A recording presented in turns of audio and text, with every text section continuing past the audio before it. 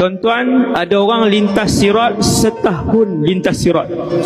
Dua, ada orang lintas sirat 10 tahun gila di atas sirat. Ada orang lintas sirat 100 tahun. Siapa yang lintas sirat? Orang kafir lintas tak sirat? Tak lintas. Hanya orang Islam melintasi titian sirat, termasuk munafik, termasuk fasik, termasuk orang Islam, dosanya banyak, pahalanya sikit. Termasuk orang Islam, pahalanya banyak, dosanya sikit. Saya sebut, manusia pertama yang melintas titian sirat adalah Rasulullah sallallahu alaihi wasallam. Siapa di belakang Nabi? Di belakang Nabi adalah VVIP, umat Nabi Muhammad sallallahu alaihi wasallam. Wajah mereka seperti bulan yang mengambang, cahaya yang begitu terang benderang. Mereka ni, kumpulan pertama ni.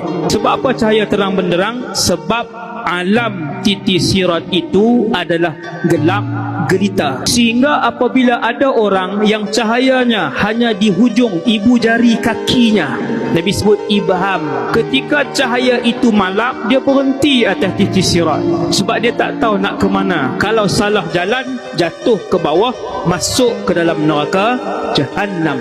Api neraka Jahannam, Ustaz, takkan tak cerah? Api neraka Jahannam warnanya hitam. Setelah ia merah berapa ribu tahun, ia hijau ia biru berapa ribu tahun, ia putih berapa ribu tahun, saya tak ingat warna-warna tu.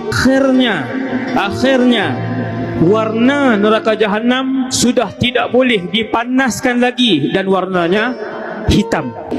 Walaupun titi sirat itu dibentangkan di atas neraka Jahannam, disebabkan neraka Jahannam itu gelap gelita, titi sirat itu juga gelap gelita. Hanya cahaya yang dibekalkan oleh Allah Subhanahu wa taala sahaja, mengikut kadar iman masing-masing. Kumpulan pertama yang naik atas titi sirat, VVIP umat Nabi Muhammad. Wahai Allah, jadikan kami semua malam ni VVIP umat Nabi Muhammad. Muliakan kami semua menjadi orang yang tidak ditimbang amalan mereka pada hari mahsyar nanti. Amin ya Allah. Yang duduk belakang Nabi semua VVIP.